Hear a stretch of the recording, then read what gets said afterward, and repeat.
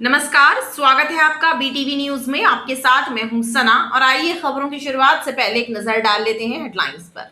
निर्जला व्रत रखकर अखंड सौभाग्य की कामना से भगवान शिव और माता पार्वती की पूजन करने का पर्व हरतालिका तीज संस्कार धानी में भी परंपरा अनुसार मनाया गया। इस मौके पर व्रतधारी महिलाओं द्वारा विधि विधान से पूजन अर्चन किया गया। धार्मिक मान्यताओं के अनुसार भगवान शिव को पति के रूप में पाने के लिए माता पार्वती के द्वारा व्रत किया गया था और उनके तप से प्रसन्न होकर शिव जी ने उन्हें पत्नी के रूप में स्वीकार किया था। तभी से इस व्रत की परंपरा शुरू हुई और सुहागन महिलाओं के अलावा कुंवारी युवतियां भी इस व्रत को कर मनचाहे वर की कामना करती हैं।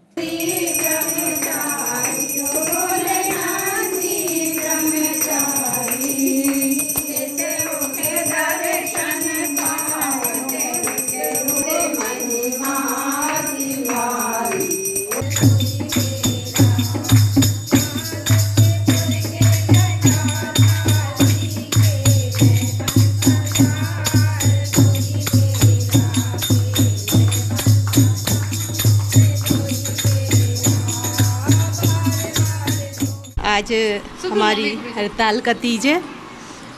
माता पार्वती जी ने शिव जी को पाने के लिए बहुत तपस्या की। उन्होंने बर्फ़ में बैठी रहीं कई सालों तक। कुछ सालों के बाद उन्होंने बेलपत्री खाए और उसके बाद इसलिए उनका नाम अपर्णा भी रखा गया। और कुछ दिन बाद बिना पत्तों के भी रहीं।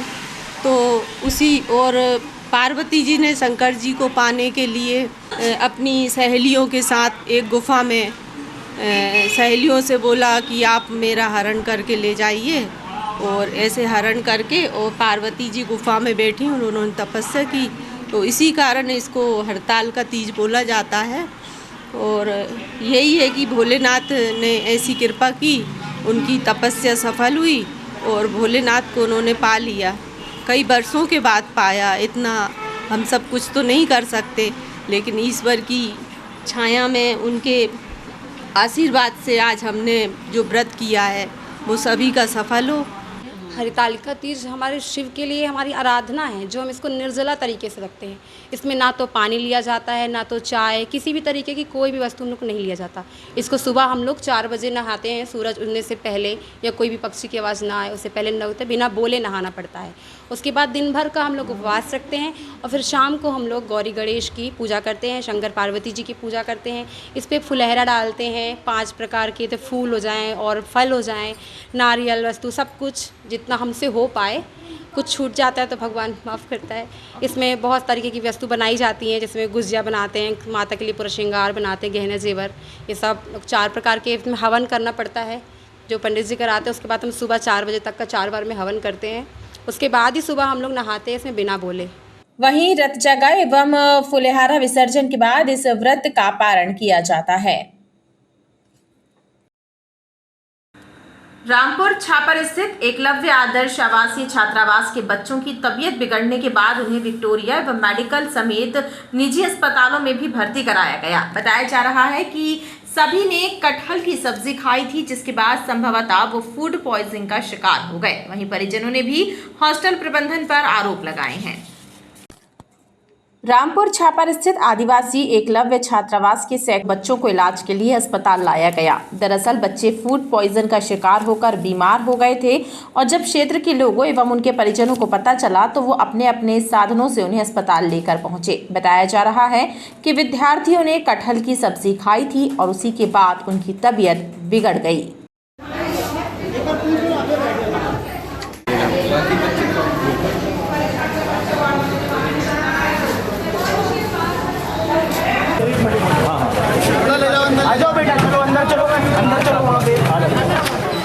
मैं ड्यूटी से जैसे ही घर गया हूँ तो मुझे जानकारी मिला कि ये मतलब बच्चे बीमार हैं। मैं तुरंत गाड़ी उठा के यहाँ आया।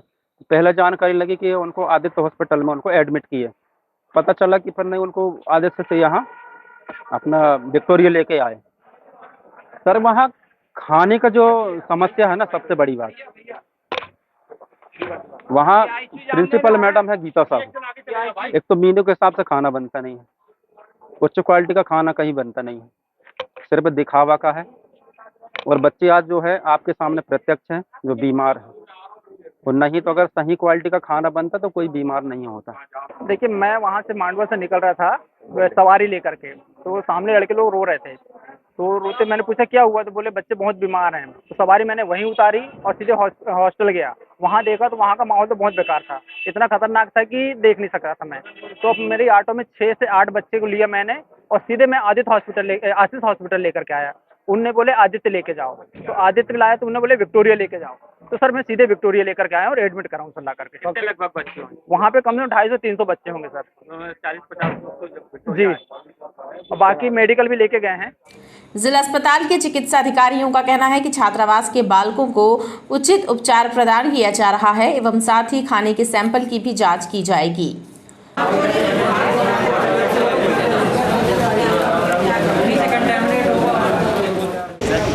आए ना हो उसके बाद जी, ये आदिवासी छात्रावास है रामपुर छापर में, मांडवा बस्ती में।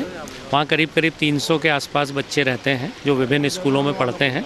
आज रात को अभी करीब 2 घंटे पहले बच्चों ने पेट दर्द और उल्टी की शिकायत करी। काफ़ी पेट दर्द हो रहा था, तो वार्डन मैडम ने तुरंत खबर की।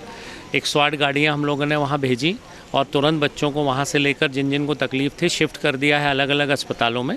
कुछ बच्चे प्राइवेट अस्पताल में भर्ती किए गए हैं जो नज़दीक पड़ते थे। विक्टोरिया अस्पताल में भी करीब 34 बच्चे आकर भर्ती हुए हैं और मेडिकल कॉलेज में अभी संख्या का हम पता कर रहे हैं कि कितने बच्चे वहाँ पहुँचे हैं। अराउंड ऐसा लगता मुझे कि 76-75 के आसपास बच्चे प्रभावित हुए हैं और हो सकता है खाने में कुछ दिक्कत हुई हो, इसके कारण ऐसा हुआ होगा। खाने का सैंपल ले लिया, हमारे फूड इंस्पेक्टर वहाँ पहुँच चुके हैं। खाने का सैंपल ले लिया, यहाँ बच्चों की जो वॉमिटिंग है उसका भी सैंपल हमने कलेक्ट कर लिया है और उसको लैब भेज रहे हैं टेस्टिंग के लिए कि उसमें किस प्रकार का कुछ क्या है, कुछ कहना चाहिए पॉइज़न है या कुछ और केमिकल है, तो ये पता लग जाएगा सुबह तक हमको। CMHO ने खाने के सैंपल जांच के लिए भेज दिए हैं।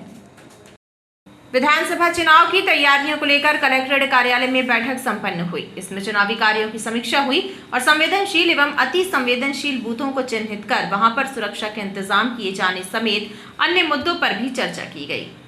कलेक्ट्रेट कार्यालय में आयोजित हुई बैठक में अपर कलेक्टर मीशा सिंह ने निर्वाचन आयोग के दिशा निर्देशों से अधिकारियों कर्मचारियों को अवगत कराया। उन्होंने बताया कि बैठक में चुनावी तैयारियों एवं उससे संबंधित कार्यों के बारे में चर्चा हुई। इसके अलावा पुलिस एवं अन्य विभागों के अधिकारी कर्मचारियों से आपस में सामंजस्य बिठाकर कार्य करने पर जोर दिया गया ताकि निर्वाचन प्रक्रिया सुचारू रूप से संपन्न हो सके।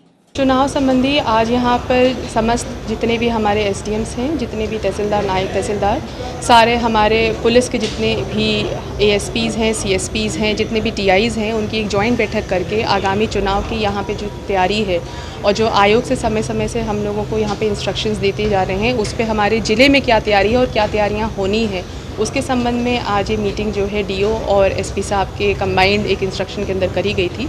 इसमें बहुत सारे चुनाव के मुद्दों पे यहाँ पे चर्चा हुई है, जैसे vulnerability mapping, critical polling station, आगामी चुनाव में जो हमारे यहाँ pink bullet police station polling station बनेंगे, उस पर हमारे सारी महिला पुलिसकर्मियों की उसमें ड्यूटी कैसी रहेगी, हमारा फोर्स का डिप्लॉयमेंट कैसा रहेगा, CAPF के लोग कितने रहेंगे, हमारी लोकल पुलिस कितनी रहेगी, कितनी यहाँ पे प्रतिबंधात्मक कार्रवाई करी जा रही है और एक नॉर्मल जैसे समन्वय बना रहे दोनों विभाग के बीच में, क्योंकि चुनाव के समय सबसे ज़्यादा महत्वपूर्ण यही कार्य होता है। उसी के संदर्भ में सारा आयोजन किया गया। निर्वाचन बैठक में चुनाव के दौरान लगने वाले पुलिस, पिंक बूथ समेत अन्य चुनावी मुद्दों पर भी विस्तृत चर्चा हुई। कोयला खदानों में काम करने वाले मजदूरों के वेतन वृद्धि के सरकारी निर्णय पर कोल इंडिया के अधिकारी षड्यंत्र पूर्वक विरोध जता रहे हैं। यह आरोप लगाते हुए भारतीय कोयला खदान मजदूर संघ ने घोषणा की है कि 5, 6, 7 अक्टूबर को काम बंद हड़ताल की जाएगी। भारतीय कोयला खदान श्रमिक संघ सिंगरौली के सदस्यों ने पत्रकारों से चर्चा करते हुए बताया कि कोयला मजदूरों के MGV में 19% बढ़ोतरी की घोषणा को कोल इंडिया के अधिकारी हजम नहीं कर पा रहे हैं, इसलिए षड्यंत्र पूर्वक इस प्रस्ताव का विरोध कर रहे हैं। प्रदेश के 2.5 लाख मजदूरों को आर्थिक क्षति पहुंचाने की कोशिश हो रही है, लिहाजा अधिकारियों की हरकतों के खिलाफ 5, 6 और 7 अक्टूबर को 72 घंटे की कामबंद हड़ताल की जाने वाली है। हमने कभी अधिकारियों का विरोध नहीं करा कि अधिकारी वेतन कितना अधिक ले रहा है या कम ले रहा है। हमारा कहना है कि अधिकारी की जो सुविधाएं हैं शिक्षा की सुविधाएं हैं, मेडिकल की सुविधाएं, आवास की सुविधाएं हैं, अवकाश उनको जो मिलता है, एजुकेशन सुविधाएं मिलती हैं। हमने कभी उनके वेज बोर्ड के बारे में कभी कोई आश्रितों की भर्ती में किसी प्रकार की हमने आपत्ति नहीं करी, पर मजदूरों को अगर अच्छा वेतन मिल रहा है तो हमारे मजदूरों के अच्छे वेतन में क्यों विरोध कर रहे हैं? हमारा सिद्ध रूप से ये सीधे सीधे कहना है कि अगर अधिकारियों को अपने वेतन में वृद्धि करना है तो अपने लिए वो मांग करें, ना कि मजदूरों के वेतन की वृद्धि के लिए रोक लगाए। मजदूर संगठन के सदस्यों ने बताया कि सिंगरौली से जबलपुर आकर मीडिया में अपनी बात रखने के पीछे मकसद ये है कि केंद्र सरकार और कोयला मंत्रालय तक मजदूरों की आवाज पहुंच सके। गोरखपुर से आदि शंकराचार्य चौक तक का मार्ग अतिक्रमणों की चपेट में है। सड़क और फुटपाथ पर कब्जा करके लगाई जा रही दुकानें यातायात व्यवस्था के लिए चुनौती बनी हुई है। यातायात पुलिस और नगर निगम के अधिकारी मूक दर्शक बने हुए हैं।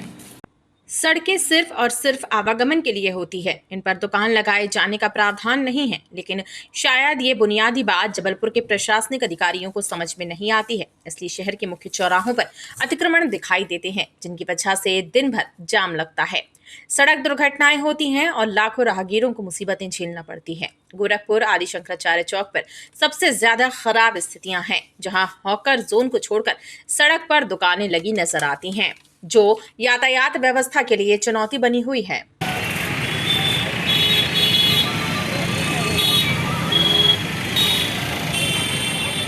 गोरखपुर से अपन लौटते हैं ना यहाँ पे, तो शाम के समय स्पेशली जब जो स्ट्रीट वेंडर्स लगे हैं, जो वेजिटेबल सब बेच रहे हैं, सब्जियाँ, तो गाड़ियाँ निकलती हैं 4 व्हीलर ख़ास तौर पे और 2 व्हीलर, तो इतना जाम लग जाता है कि कई बार 40-40, 50-50 मिनट तक लोग फंसे रहते हैं। और ट्रैफिक पुलिस सामने वसूली तो करती रहती है खड़े होके, पर यहाँ ट्रैफिक को नहीं हटाती है।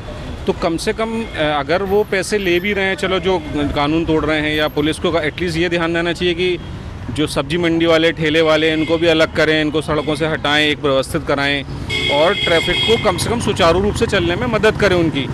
जबकि पूरा ट्रैफिक सिर्फ स्ट्रीट वेंडर्स, अब आज जो त्यौहार है तीजा है और कल गणपति है, उसमें पूरा ब्लॉक करके रखा है, निकलने तक की जगह नहीं दी गई है। अतिक्रमण के मामले में जनप्रतिनिधि भी भूल जाते हैं कि जब एक दुकानदार की तरफदारी कर रहे होते हैं तो उस समय लाखों राहगीरों के मूलभूत अधिकारों का हनन हो रहा होता है, जो सड़क पर चलने के लिए कई तरह के टैक्स अदा करते हैं। अवैध वेंडर्स के खिलाफ चलाए जा रहे अभियान के तहत जीआरपी ने 4 वेंडरों को पकड़ा है, जो ट्रेनों की पेंट्री कार से बिना लाइसेंस के खाद्य सामग्री का विक्रय कर रहे थे। उनके विरुद्ध रेल पुलिस ने धारा 420 और 471 के अंतर्गत मामला दर्ज किया है।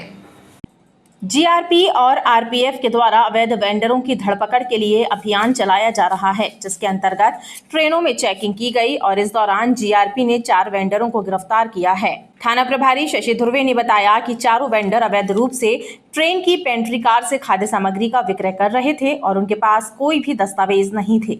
अभी आरपीएफ द्वारा 4 वेंडरों को पकड़ा गया था, जिनके पास में वैधानिक दस्तावेज नहीं थे। उनके पास सब फर्जी